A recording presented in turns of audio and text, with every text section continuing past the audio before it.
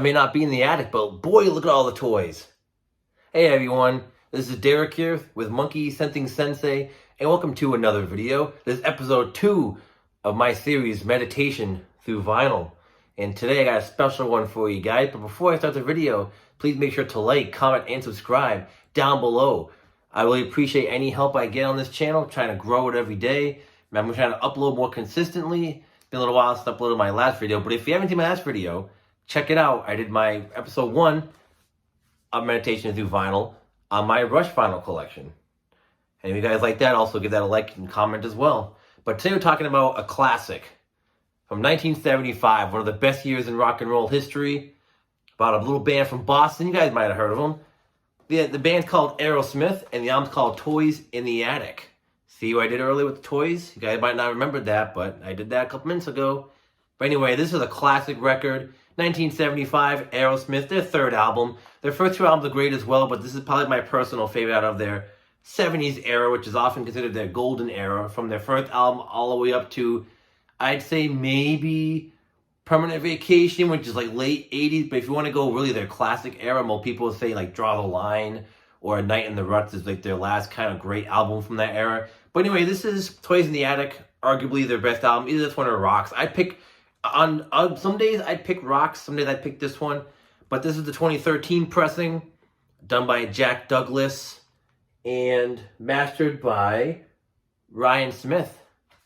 There's a 2013 pressing, high quality 180 gram vinyl, original master tapes. This pressing sounds fantastic. As soon as you put this record on, you start off with the amazing Toys in the Attic, that kind of whoosh opening, with that heavy guitar.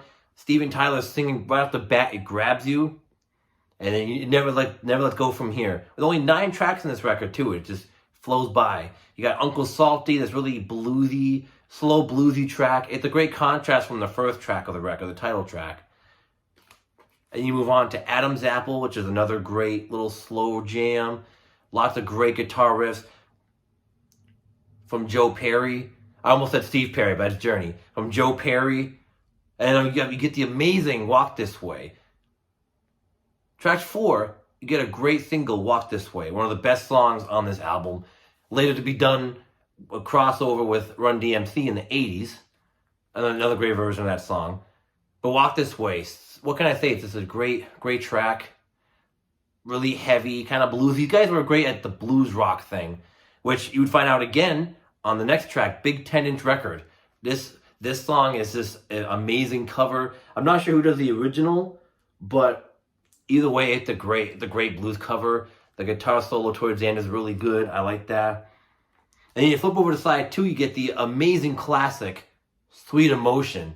There's a great song, really heavy. Another one of their biggest songs, but what a way to start off side 2. This is what I love about vinyl. A little side note here. What I love about vinyl is that what you can do, what you had to do back then, is you had to make one album almost like 2 albums. So if you had to find a way to end the side as if it was the end of an album. By the way, you had to flip it over. You had to think about that kind of thing. Like, okay, so side 2 is almost like starting a new album while keeping some of the themes from the beginning of the album. You don't have to do that so much today, but back then you had to. And it's one little thing that I like about records is that at least in the 70s and early 80s, you had to think, and earlier, you had to think about that kind of stuff. But anyway, going on with the track listing, you have No More, No More, which is a great has a little bit of an acoustic guitar sound in it in the background. I love the lyrics. Round and Round is a great, if you want a precursor to grunge, a lot of grunge bands will either cite or you can kind of tell that Round and Round is a precursor to grunge, because Round and Round is probably the heaviest track on this record. It is a rip-roaring, slow, sludgy affair with lots of great vocals and just guitar work from, again, Joe Perry, and the drumming's great. This album has a great sound to it, very crisp and clean. It's not just the record. I'm sure it sounded like this back in the 70s too. It has a great, crisp and clean production. Besides the production being so great, it's also very slurgy on this album. It knows when to be great and when to be kind of dirty sounding, if that makes any sense. And of course, the album ends with the amazing ballad, You See Me Crying, which has great guitar work in it. Again, it has a little bit of a jazzy piano feel to it in the beginning. I really love the the way the piano notes are played and just how it builds up to Steven Tyler's amazing operatic singing. If any track on here really showcases Steven Tyler's singing, I would say it'd probably be the closing track, You See Me Crying.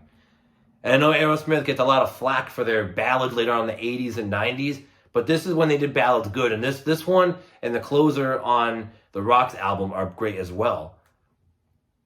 And honestly, it's a great way to close this album out. It's amazing. This album is pretty heavy all the way through, and then you get this one track at the ballad.